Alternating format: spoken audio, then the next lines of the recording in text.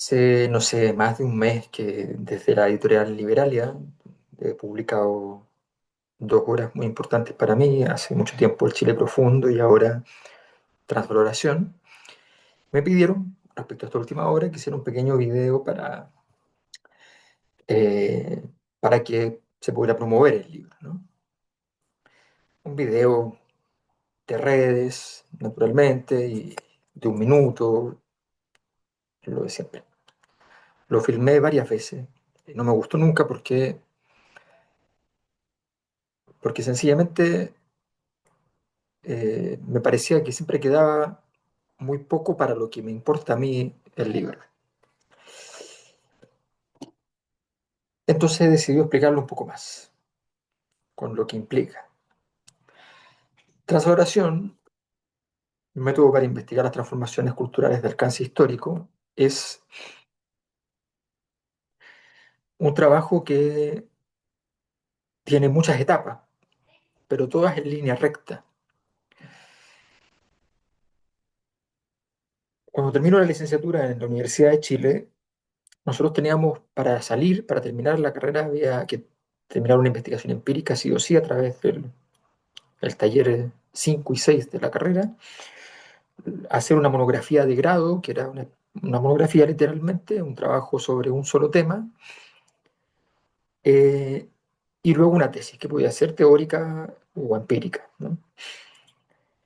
Eh, Había una cultura en ese momento en la universidad, no sé cómo está ahora, la verdad, de hacer tesis muy buenas.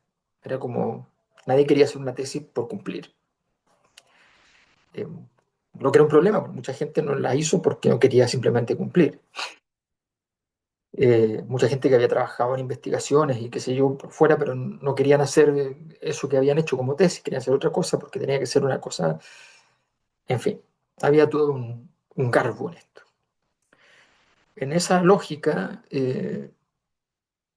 yo quería investigar sobre transformaciones y sentía que para poder trabajar sobre transformaciones necesitaba mucho de la historia, pero la historia uno la lee no de primera fuente, de un trabajo de historiador, de ir a buscar documentación, era bastante largo y yo no manejaba esas metodologías.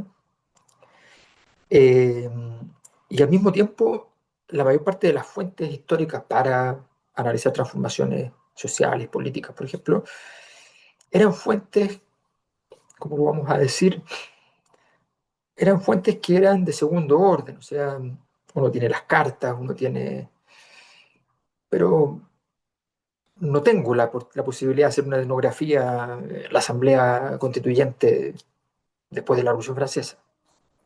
No tengo la posibilidad de estar observando los cambios en la historia del matrimonio. No estoy en el siglo XVII para observar el surgimiento de la ciencia moderna.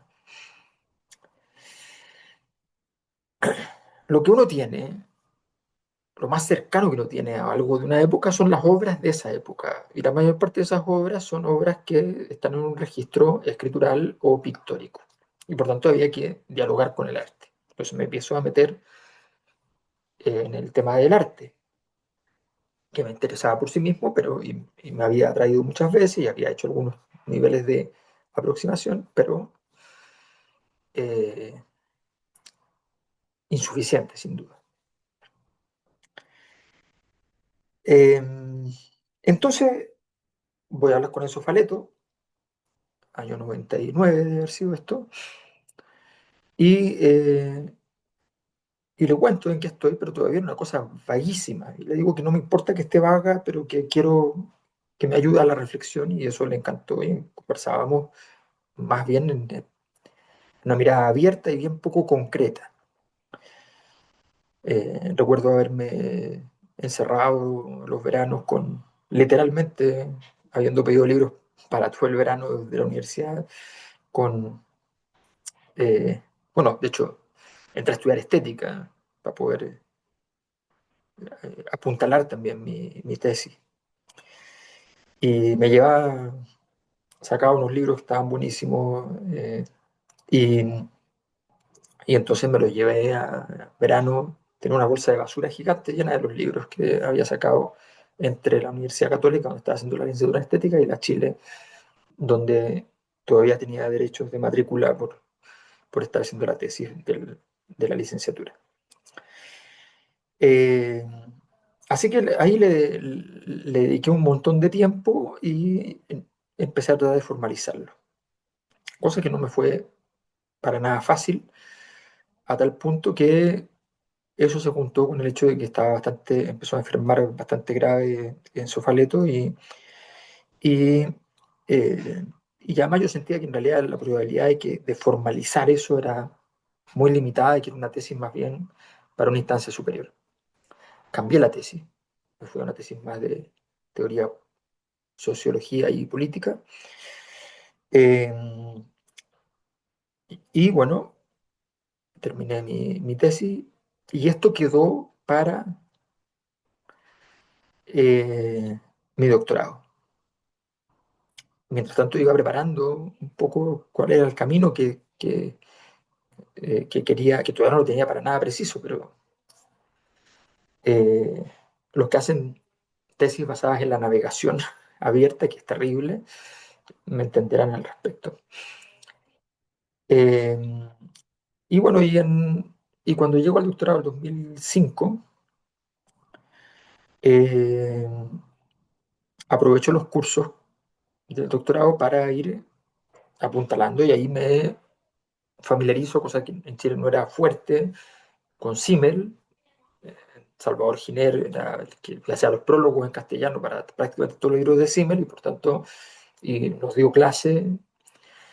Emilio Ramos de Espinosa era quien lo invitaba y también un teórico espectacular. Y entonces Salvador Giner murió, Emilio está vivo y es un, un académico.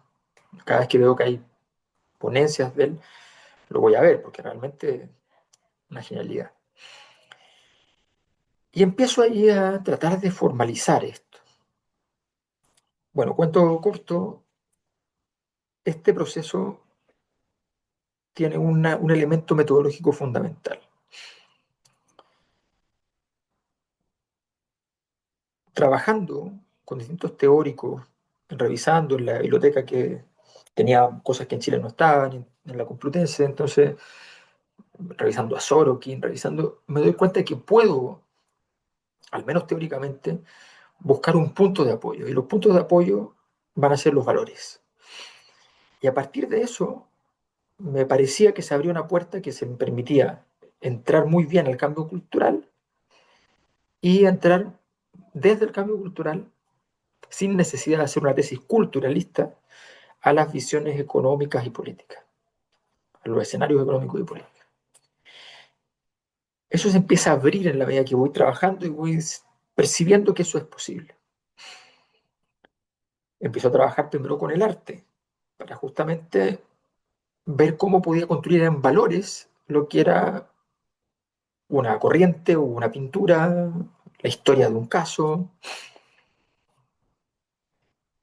Ese es el camino. Y entre medio, por supuesto, persiguiendo toda esta historia permanentemente, en el horizonte yo tenía ahí la palabra transvaloración.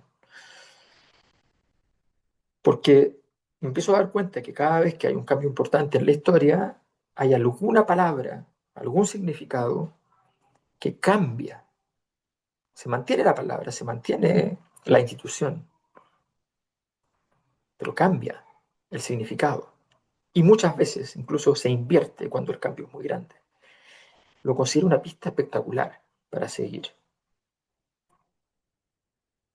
El Chile que eligió a Sebastián Piñera en el 2010 era el Chile a favor del lucro, a favor del mundo privado, de la empresa. En el 2011 la palabra lucro significaba abuso de poder. Es un giro muy potente. El 2022, esa idea del lucro como algo negativo se convierte en positivo. Nos permite seguir el proceso. La Real Academia de Ciencias de Londres se funda en el mismo lugar y como continuación opuesta a la Sociedad Rosacruz, basada en una visión eh, de los misterios, una visión completamente ajena a la mirada más empírica, a tal punto que la primera visión de la ciencia era tan reacia a cualquier elemento que no tuviera empiria que dejaron fuera la matemática en principio. Entonces me empieza a interesar este camino.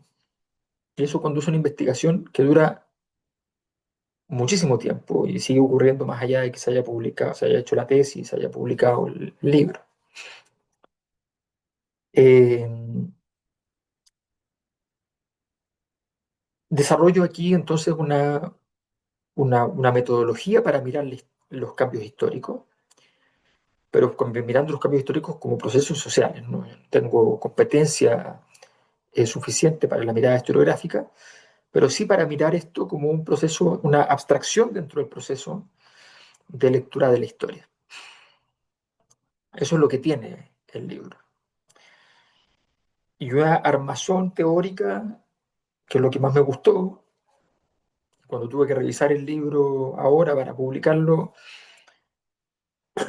eh, la verdad es que eh, disfruté mucho, porque más me acordé de cada uno, de la cantidad de trabajo que fue. O sea, dudo que tenga tiempo eh, en estos momentos de mi vida para poder emprender una ruta como esa. O sea, eh, fue fue una locura de eh, escribir en, en el departamento que arrendaba en el centro de Madrid, que estaba muy bien ubicado, pero era espantosamente frío, espantosamente. Un amigo mío, mi mejor amigo del doctorado, me decía, llamaba a mi departamento el lugar más frío de Madrid. Yo tenía que escribir con una parca siempre. Eh, lo único que gasté plata en España fue comprarme una manta súper buena para la noche porque era terrible. Y todos los días me hacía un consomé gigante para poder estar durante todo el día, en vez de bebiendo solo aguas, también cada tanto algo caliente. Era el espacio en el cual fui trabajando Yo no salí de Madrid, mientras viví en Madrid no salí nunca. Cuando me iba a ver a alguien de la familia, salía a algún pueblo cercano, pero no me moví de Madrid. Estaba todo el día en eso.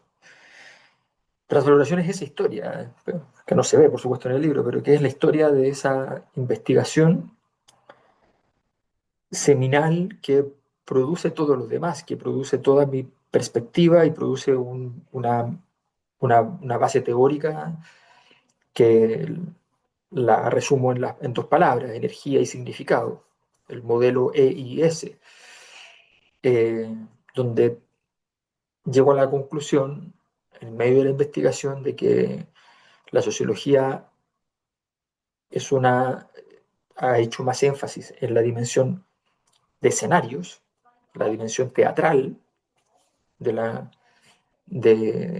de la mirada sobre la sociedad, que en la dimensión termodinámica, como en su momento planteó Lévi-Strauss, y como más o menos bosquejó en algún momento Durkheim, la necesidad de mirar la energía de la sociedad.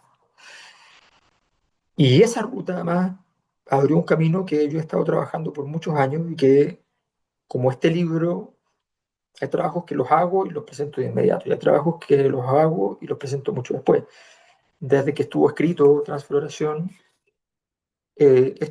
Transfloración fue un libro que tardó años.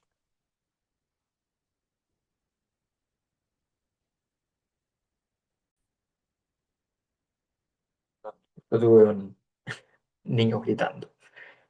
Entonces lo que les contaba es que normalmente hay libros en los cuales eh, son, son resultado de una mirada sobre una situación, un momento histórico o un acontecimiento para el cual uso la investigación ya realizada y dar una interpretación, ensayar una hipótesis, y eso es lo que muchas veces publico. Pero entre medio hay libros que son más reposados eh, y que están trabajados por mucho tiempo,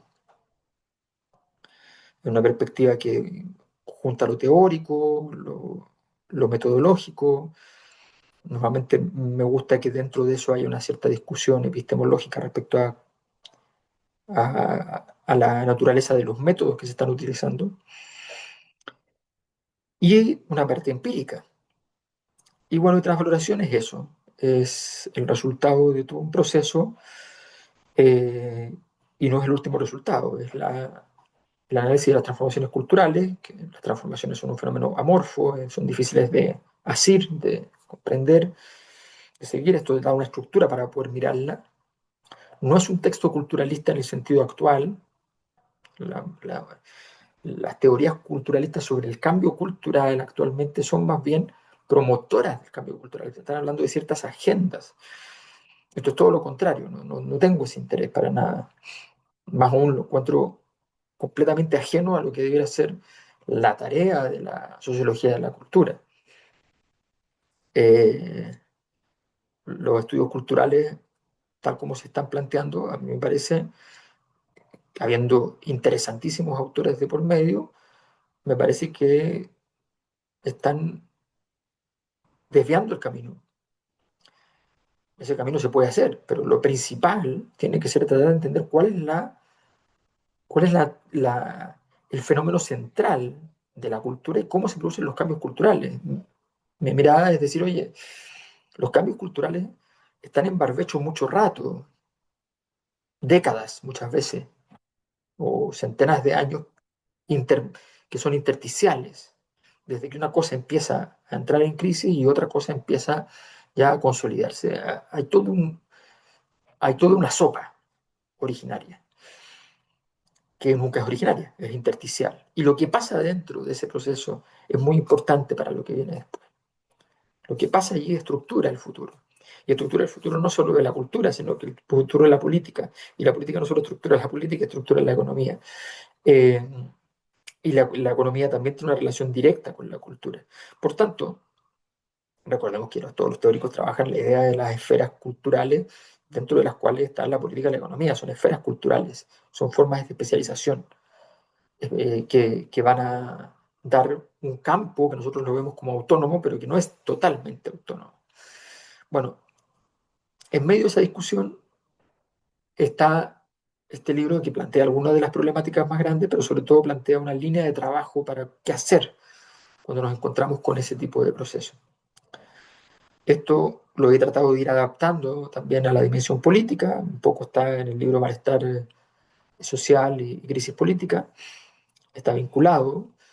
Se ha manifestado muchas veces en mis libros casuísticos, aparece desde el derrumbe del modelo en adelante, está siempre esto, e incluso está en un desarrollo que llevamos muchos años trabajando y que ahora hemos avanzado bastante, que es un desarrollo tecnológico para poder medir esa dimensión que llamamos energía.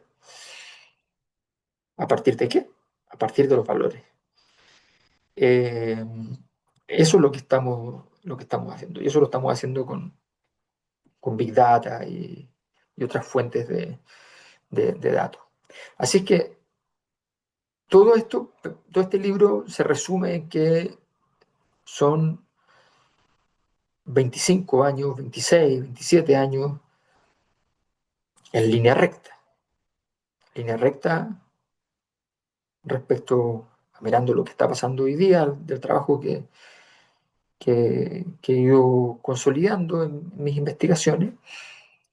Y por tanto, eh, para quienes quieran explorar esa dimensión, para quienes quieran conocer esa dimensión, para quienes quieran eh, trabajar con esto para tesis o investigaciones que tienen una dimensión cultural, eh, les recomiendo entonces que puedan utilizar transvaloración. Eh, Agradezco mucho a Liberalia que estuvo dispuesta a la publicación, porque es un libro muy denso y evidentemente a nivel editorial eso siempre es un obstáculo. Pero tenemos y además me pidieron una serie de trabajos extra que me parecieron excelentes. Hicimos al final glosarios de términos, o sea, qué significa absorción semiótica, colapso cultural, eh, constante sociológica, demanda de sentido, en fin, todos los conceptos que están utilizados de una manera particular y que tienen una presencia constante en la obra, y un glosario de autores, es decir, qué se está usando de cada autor importante, de cada clásico, de Roland Barthes, de Michel Dobry, de Emile Durkheim, de Foucault, de Freud, de Clifford Geertz, eh, de Levi-Strauss, que hay mucho de Kuhn, de Thomas Kuhn, de Marx, de Nietzsche, de Sorokin y de Weber, los principales autores que aparecen en la obra. Así que para quienes tengan esa inquietud, eh, Liberalia, la editorial, Transvaloración, método para investigar las transformaciones culturales de alcance histórico. Eso, muchas gracias.